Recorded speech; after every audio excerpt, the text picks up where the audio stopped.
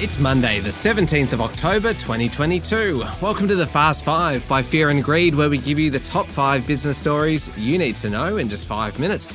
I'm Michael Thompson, and good morning, Sean Aylmer. Good morning, Michael. Sean, 5 stories in 5 minutes. Let's jump into it. Story number 1, Prime Minister Anthony Albanese had a pretty busy weekend, really. On Saturday, he announced an expansion of paid parental leave. And then yesterday, he outlined $9.6 billion in spending on infrastructure that will be included in next week's federal budget. That's right, and the big ticket item is $2.2 billion for Victoria's suburban rail line. Now, there was money for roads across the country. Queensland, South Australia, Tasmania, New South Wales all got money for roads. The Prime Minister said sound and planned infrastructure investment in Australia creates jobs, builds opportunities and unlocks economic growth and productivity. Meanwhile, Finance Minister Katie Gallagher said there'll be plenty of good news in the coming budget, which is late next week.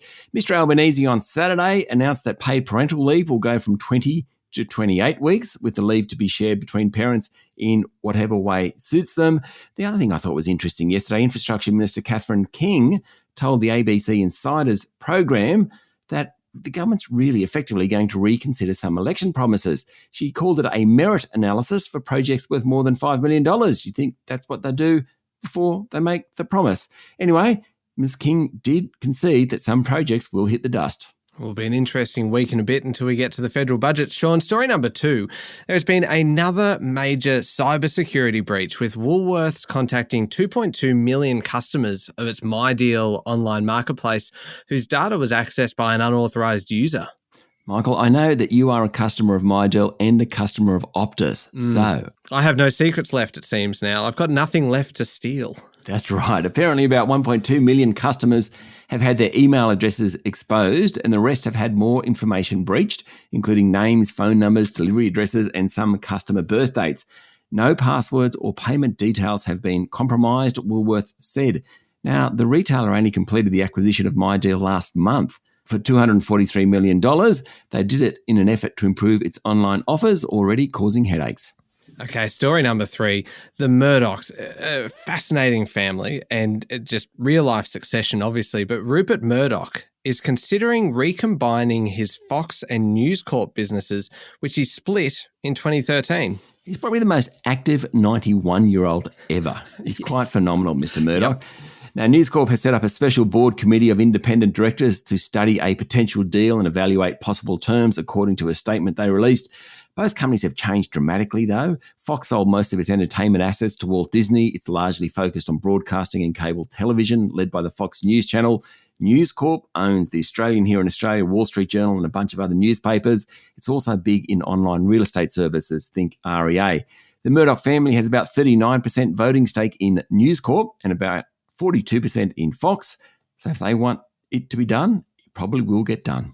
Sean, story number 4. If you want to get paid more, you should apparently go to the University of New South Wales or one of the smaller universities around the country. Yes, UNSW produces Australia's highest earning graduates, with bachelor degree holders making around $87,500 3 years after completing their degrees, and postgrads make about $130,000. Now, Australia's top-ranked university, Melbourne, has among the most poorly paid bachelor degree graduates.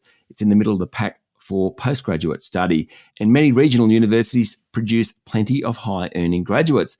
The analysis for the federal government's quality indicators of teaching and learning also reveals rates of full-time employment, which again is topped by the UNSW with 95.7%. Next is University of Canberra, then University of Technology. The average salary across all universities for people who have done an undergraduate degree after 3 years is $80,000, and then $103,000 following a master's or postgrad degree.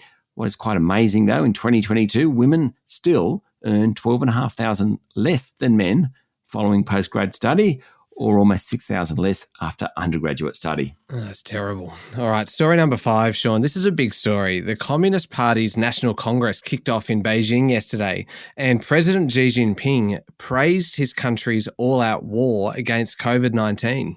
He very much doubled down on the zero tolerance policy, saying he put people's lives above all else. In his opening speech, he also praised the restoration of order in Hong Kong, as he put it, and the fight against separatism in Taiwan.